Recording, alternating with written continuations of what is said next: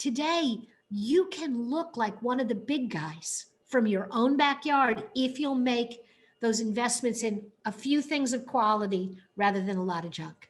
The issue is that when you start your business, too often I run into people who are trying to sail to this new island where they're going to have this new business and this wonderful life. They get to the island and they put one foot on the island and they keep holding one foot in the to that new future. And that back and forth, what eventually happens is they fall overboard. And what you need to do is you need to burn the boats. And so how do you burn the boats? Number one, you have to take some money out of the bank and make some investments in your business. It doesn't have to be huge, but you need to start spending real money on the business because that is a commitment, an emotional thing.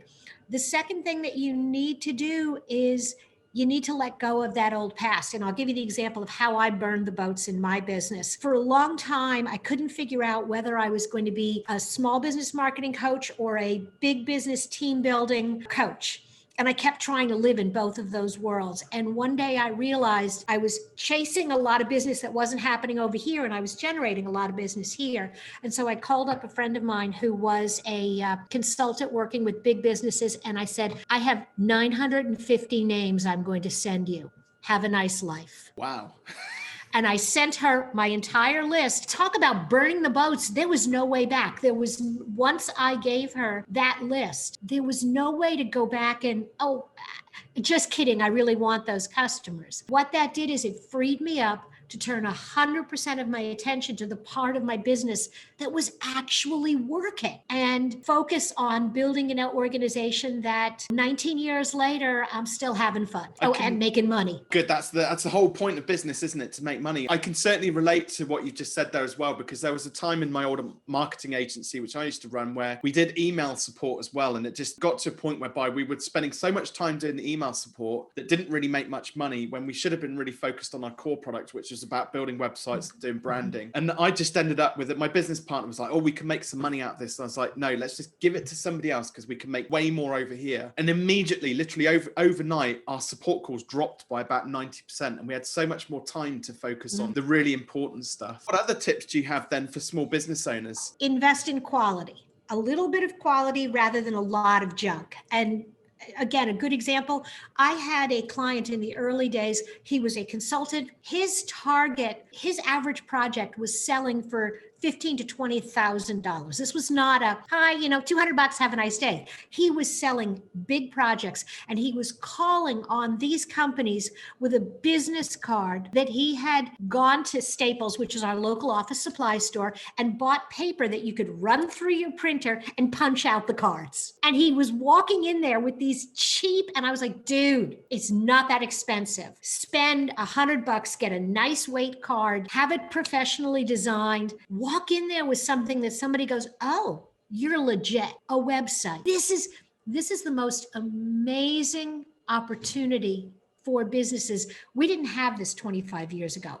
25 years ago, you had to set up a storefront. You had to have an office. Today, you can look like one of the big guys from your own backyard if you'll make those investments in a few things of quality rather than a lot of junk. It's interesting because I did something that's quite different with business cards specifically, because I think business cards can be a really fantastic talking point, and not many people realize that. But I was trying to look for mine. So I actually had my own coin minted with Fearless Business printed on it, right? Because, nowadays, not many people use business cards because, well, one, because we got the pandemic, we can't give them to people. But two, who wants a boring bit of card when you can have a something great big coin in your pocket? Somebody feels really special when they get given that. And I think this is something which a lot of business owners miss. They forget about those little talking points and those magical sort of touches which you can put on things. That's the thing, is that when we go back to networking in person, and we will, I know that we will, it's going to happen someday. And you come home from that event with, a stack of cards and one coin. That coin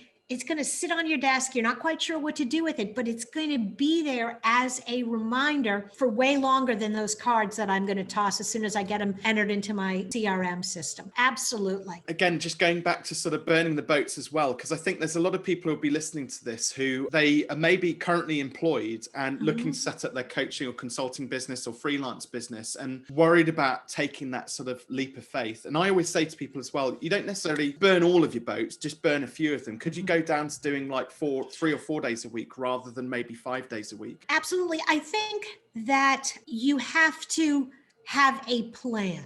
So you have to have a roadmap. It's not just, oh, I'm going to do that someday. It's going to be my full-time job. Wishing doesn't make it so. Planning does. If you are looking at your life going, you know what, I really hate my 9 to 5, but a girl's got to eat. So I'm going to stay here. But this is where I want to be a year from now. And it's not just this is where I want to be a year from now.